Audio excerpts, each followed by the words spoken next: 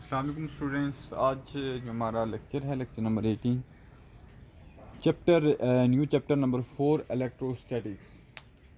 इसमें हमने अभी जो आपका चैप्टर नंबर 3 था वो हमने क्या किया है कि स्किप किया है। अब उसकी मुख्तलिफ रीज़न हैं उसको स्किप करने की।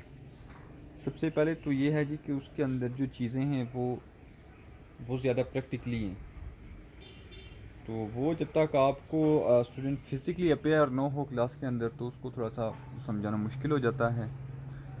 थोड़ा सा उसको ये है कि आप रेगुलर बेस के ऊपर जाके समझाना पड़ता है, या लेबॉर्ट्री से आपकी जो चीज़ें हैं वो लाके तो उनको एक्सपेरिमेंट करके तो समझाएं तो थोड़ा सा आपका उसको इजी समझा जाता है।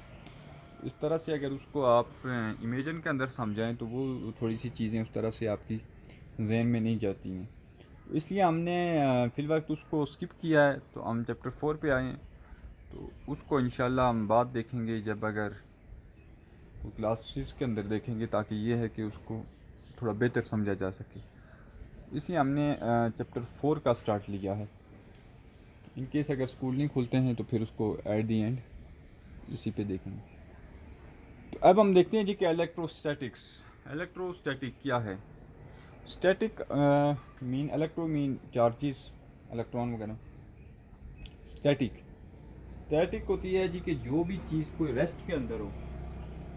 इसका ये मतलब है कि हम यहाँ पे इस चैप्टर में चार्ज एट रेस्ट पोजीशन को स्टडी करेंगे कि जो भी चार्जेस हैं हमारे पास रेस्ट पोजीशन में हैं तो उनको हम बेसिकली इसमें स्टडी करेंगे। सबसे पहले मैं कहती है कि प्रोडक्शन ऑफ इलेक्ट्रिक चार्जेस, कि इलेक्ट्रिक चार्जेस प्रोड्यूस कैसे होते हैं। If we run a plastic comb through our hair and then bring in air small piece of paper the comb attract them.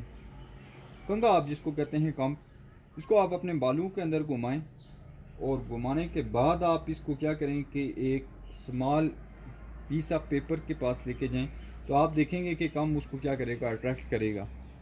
अब अट्रैक्ट किसकी वजह से करता है? चार्जेस की वजह से करता है। तो प्रॉपर्टी ऑफ अट्रैक्शन और repulsion between substance is due to electrical charges they acquire during rubbing. अच्छा, कोई बॉडी, दो बॉडीज़ आपस में एक को अट्रैक्ट भी कर सकती हैं, रिपेल भी कर सकती हैं। अट्रैक्ट तब करेंगी कि जब चार्जेस अपोजिट होंगे, मीन एक के ऊपर अगर पॉजिटिव है दूसरे के ऊपर नेगेटिव है तो अट्रैक्ट करेंगी। अगर दोनों पॉजिटिव हैं या दोनों मीन सेम चार्जेस हैं तो वो दूसरे को हमारे पास क्या करेंगे, रिपेल करेंगे। तो अब इसमें चार्जेस की जो एक्टिविटीज़ हैं कुछ एक दो आपकी यहाँ पे इजी सी मेंशन हैं, आप इनको खुद भी देख सकते हैं। ये कहता है जी कि take a plastic rod, rub it with fur and suspend it horizontally by silk thread. कि आप ये करें जी कि एक प्लास्टिक रॉड लें, उसको फिर रब करें और हॉरिजेंटली किसी भी एक धागे के साथ उसको क्या कहते हैं, बांध दें। Now take an other plastic rod and rub it with fur and bring near to suspended rod. Simple, आपने दो रॉड लेके आने हैं। एक आपका ये हो गया, एक आपका इस तरह से इसको रॉड में माप बना दें। एक आपका इस तरह से, ये दो रॉड हो गई। ये किसी स्पोर्ट के साथ आपने इसको बांधा हुआ है। स्पोर्ट के साथ जिससे बांधा हुआ है वो सिल्क थ्रेड है, धागा हो गया। ये हमारे पास हो गया जी ग्लास रॉड। जब हम दूसरे भी ग्लास रॉड को इसके करीब लेके जाएंगे तो तब ये हमारे पास क्या करेगा, रिपेल करेंगे दोनों एक दूसरे को।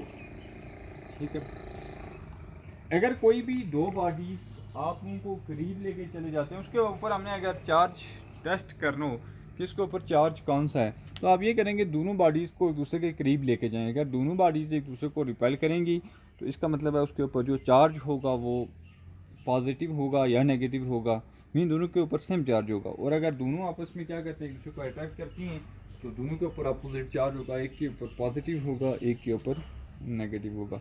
ये एक दो एक्टिविटीज़ और भी हैं, ये इजी सी हैं, ये आपने इनको देखना है कि हम इनको कैसे देखते हैं।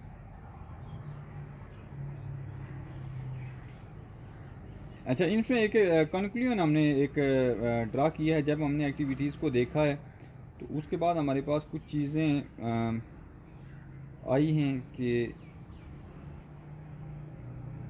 सबसे पहले तो हमने ये कंक्लूड किया कि charge is basic property of material body due to which attract और रिपेल अदर ऑब्जेक्ट, कि ये चार्ज ही है जिसकी वजह से एक बॉडी दूसरे को या अट्रैक्ट करती है या रिपेल करती है। तो ये बेसिकली एक इसकी बेसिक प्रॉपर्टी है। तो कहता है जी कि friction produce two different type of charges on different material such as glass and, कि फ्रिक्शन जो है ना different type of charges on different material के ऊपर प्रोड्यूस करती है। मीन किसी के ऊपर पॉजिटिव भी कर सकती है, किसी के ऊपर नेगेटिव भी कर सकती है। ये डिपेंड करता है आपके ऑब्जेक्ट के ऊपर।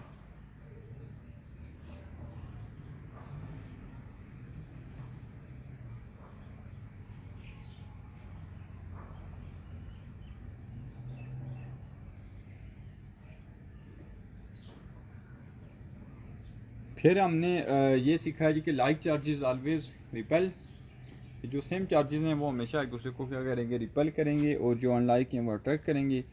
फिर हमारे पास है जी कि repulsion is the sure test of charge on a body, कि अगर हमारे पास दो बॉडी रिपेल कर रही हैं तो हम ये ज़रूर कह सकते हैं कि उनके ऊपर चार्ज है। फिर है जी कि इलेक्ट्रोस्टैटिक इंडक्शन,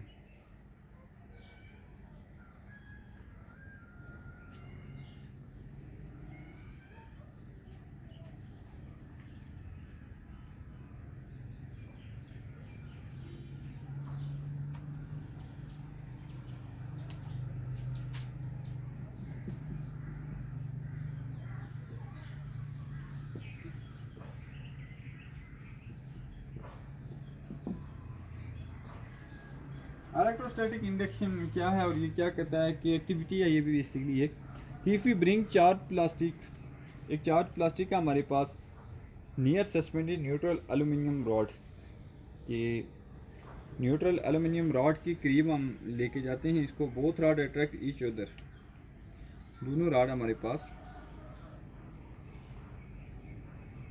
दो रॉड हैं, एक हमारे पास है जी कि चार्ज प्लास्टिक रॉड है और एक हमारे पास न्यूट्रल एल्यूमिनियम रॉड है।